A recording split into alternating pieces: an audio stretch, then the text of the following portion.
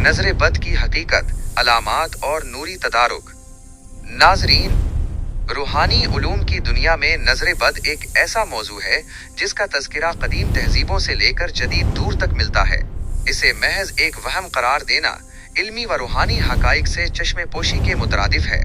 इल्मे नूरी और मुस्तनद मुशाहिदात ये साबित करते हैं कि इंसानी आँख से निकलने वाली मनफी शुआएं किसी भी मादी शय या इंसानी वजूद पर असर अंदाज होने की मुकम्मल सलाहियत रखती हैं।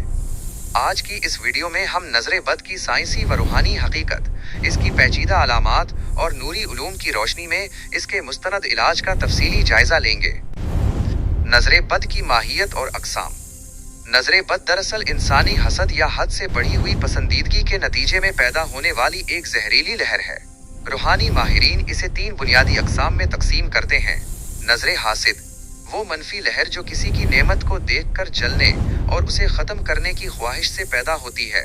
नजर मुअज्जब, ये वो नज़र है जो इंसान की अपनी ज़ात, औलाद या माल पर खुद अपनी पसंदीदगी की वजह से असर अंदाज होती है। नजर लाम्मा, वो नज़र जिसके साथ जिन्नाती या शैतानी असरात शामिल हो जाते हैं।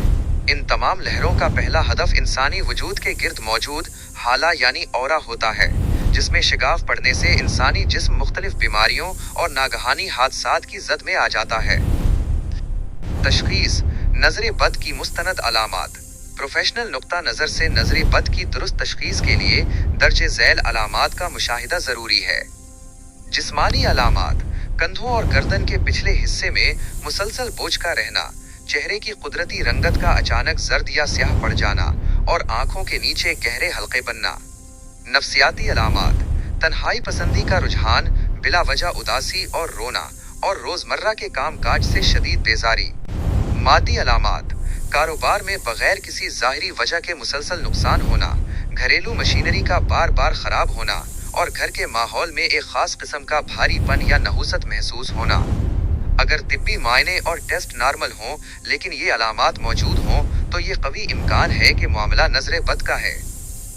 नूरी तदारुक और तरीक़ाकार। नूरी उलूम में नजर बद का इलाज 2 अहम मराहिल में किया जाता है, इजाला और हिफाजत। मरहले अव्वल, इजाला रिमूवल।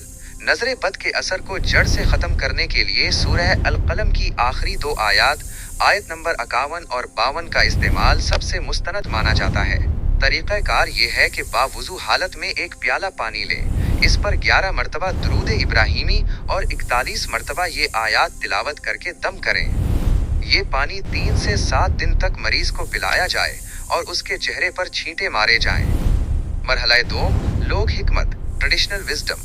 अवामी सतह पर राइज मिर्चों का अमल दरअसल मनफी तवानाई के जज्ब अब्जॉर्प्शन का एक तरीका है। 7 सुर्ख मिर्चें लेकर मरीज के गिर्द मुखालिफ सिमत में घुमाना और फिर उन्हें जला देना एक ऐसा अमल है जो फिजा में मौजूद कसीफ असरात को खींचकर ज़ाइल करने में मदद देता है। हिफाजती हिसार और एहतियाती तदाबीर। इलाज से बेहतर हमेशा एहतियात होती है।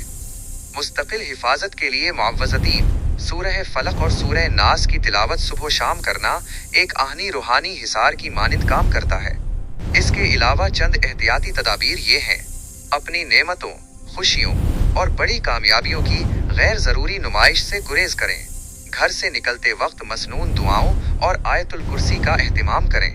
अगर अपनी या किसी दूसरे की कीमती शय पर नजर पड़े तो फौरी तौर पर माशा अल्लाह ला कुव्वत इल्ला बिल्लाह कहने की आदत डालें ताकि नजर की लहर पैदा ही ना हो।